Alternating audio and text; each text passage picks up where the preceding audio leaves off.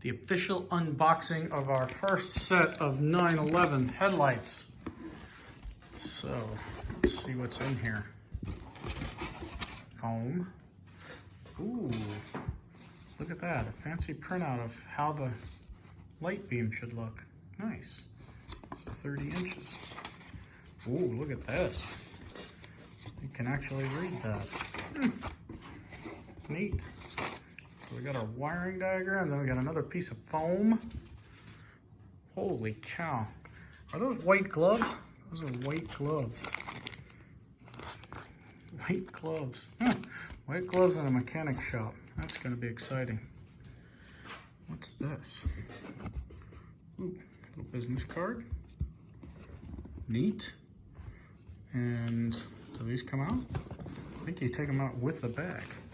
Go ahead and take it out with the bag. Oh, look at those fancy bags. Oh, wow. Those are neat. So if we flip it up, go ahead and open that. Let's see what's inside. Ah, this is cooler than a Porsche Classic radio. Love unboxing. Wait, is it covered in plastic? Otherwise we have to put the white gloves on.